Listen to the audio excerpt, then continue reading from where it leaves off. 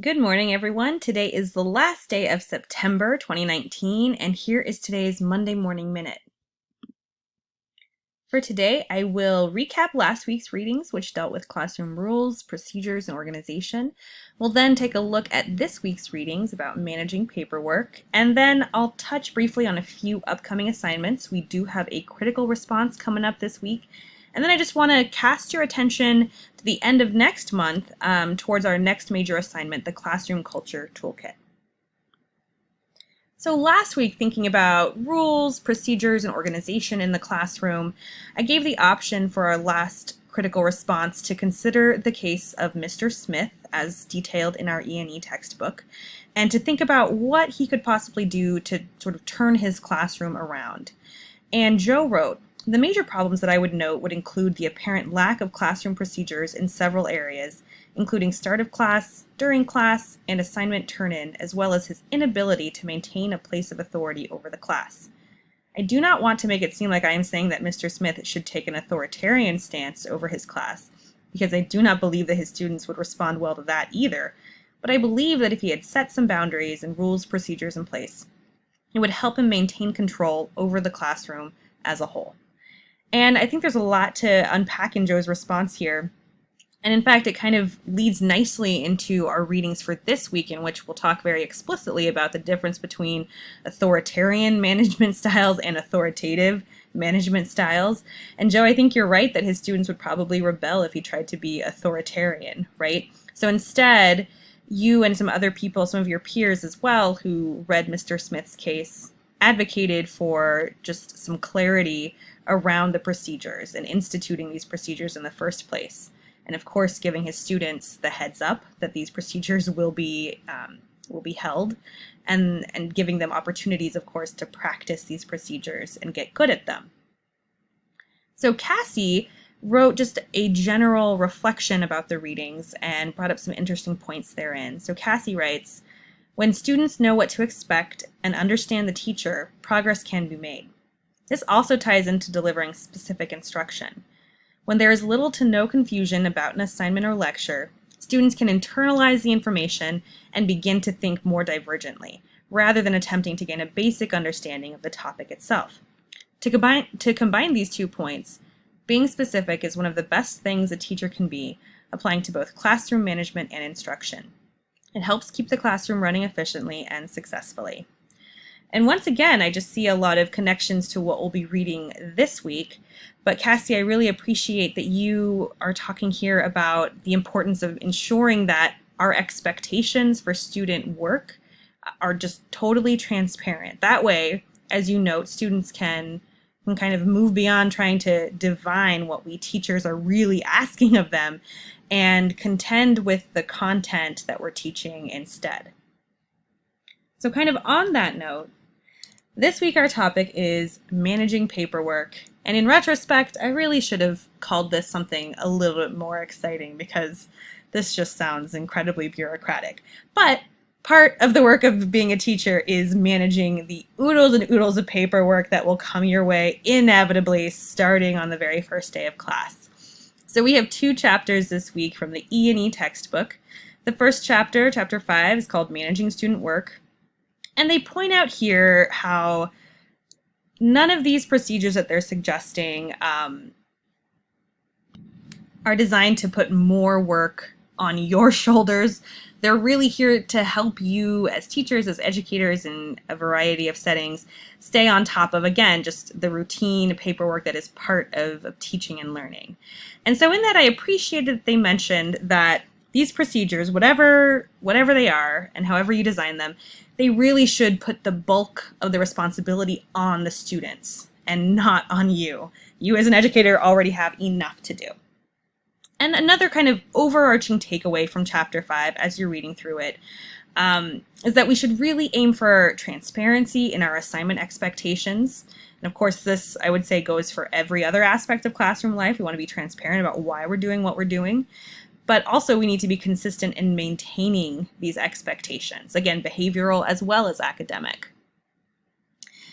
I would say, as just a general rule too, as I was kind of reading through their suggestions for managing student work, I would urge you all to to only adopt procedures that are really going to be helpful to you personally. And you may not know exactly what those are at the start of a school year, but that's kind of the time to try to figure it out. So I remember when I was a teacher, and I had students put headings on their paper, and they discuss headings in the E&E chapter that you all will be reading. But I didn't really know kind of what the purpose of a heading was for beyond like the student's name. And so I was just kind of replicating what I had done in school, and it only dawned on me later that, that heading should make it easier for me to, maintain organization of students' work, to be able to file papers easily if they're turned in late. So then that totally changed my outlook on why headings are actually important. And I had the heading in my classroom match the information that was most useful to me in that particular context. So again, as a general rule, I would say don't do any procedure that doesn't seem to make a whole lot of sense to you or that isn't really a great fit for your classroom. Use the procedures to make your classroom run more smoothly. So moving on to the Emmer and Evertson chapter 6, getting off to a good start. A lot of really interesting and good advice here as well. They start the chapter by just letting you know, just kind of reiterating, I think, a larger theme from the textbook, that the major goal that you have for the beginning of the year is to strengthen each student's belief that school tasks are worth doing and that they can be successful in doing those tasks. And here is where we get into some interesting conversations about authority and authority style in the classroom. They once again bring up from chapter 2 these ideas of influence and affect, and how both of those are so critical in winning our students' trust and maintaining it through the year. And they urge us, they say, your goal is not to be the ruler of a classroom kingdom, but to be the designer and facilitator of an interactive classroom community. And they discuss several different authority styles. And I'm curious, as you read through them, you might ask yourself which of those styles you think are more natural for you. And then they note too that authority style will kind of dictate what happens and how you respond to what happens when that authority style is challenged. So again, something else to consider: if you are a bureaucratic authority style, if that's your particular persuasion, then you might think, okay, so if a student actually challenges me on my bureaucratic authority, how will I respond? And then we have just a really, really brief reading. This is just a web link that you can find on Blackboard. It's by someone called Preble, and I don't know their first name off the top of my head, but I assure you they have one. And this is just a really brief reading called Top 12 Ways to Manage Teacher Paperwork. So what I liked about this is just that, Emmer and Evertson kind of give you a very broad view of managing student paperwork, and this author actually says, here are specific things you can do. Have file folders for this particular task. Here's a cool hack for this particular issue. So if you're looking for ways to kind of concretize the broader aims and ideals laid out in the Emmer and Evertson textbook, then this Preble brief reading will be helpful. All right, and I briefly want to take a look at an assignment we have that's coming up. Again, it's not due until the end of the month, so basically a month from now, and it's called the Classroom Culture Toolkit. So you can find it on Blackboard right now. Again, we just go to our assignments tab, and then you can download this description. And here it is.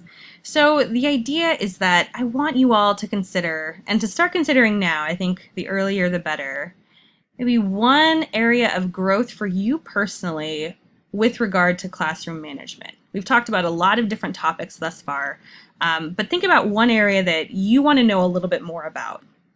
And then this toolkit will ideally kind of help you answer the questions you have around that area of classroom management, because you'll be compiling a toolkit of 8 to 10 different resources that directly address that area that you've identified. And so I give some examples here of what those resources might look like. We'll use that term resource in a very, very broad postmodern way, so it can really be anything, again, that relates to that topic that you've identified. And then you'll include an executive summary in which you kind of briefly introduce these resources, explain their connection to the topic area that you've identified, and engage the course content that we've read. You're always welcome to bring in outside sources. In fact, I encourage you to do so. I think it's really powerful when we can take the research that we're learning in this class and synthesize it, put it into conversation with research that we're encountering in other places. So that will be part of this executive summary. And in general, I want these toolkits both, again, to be helpful to you personally as you grow as an educator in your particular setting. But I also envision it as something that you can pass on to other teachers and educators at your site. It could also potentially be part of a promotion portfolio, whatever that might look like, again, according to your specific setting. It could be part of a professional development project, whatever is kind of facing you down right now. But again, the idea here is that it does have a life beyond just our classroom. So again, I just wanted to put that in your brain for right now so you can start to think about potential topics and ideas. And if you have any questions, of course, please don't hesitate to reach out. All right, so for next time, we do have our 5th critical response that will be due, the initial post will be due this Thursday, and then we have 2 follow-up posts that will be due on Sunday, October 6th.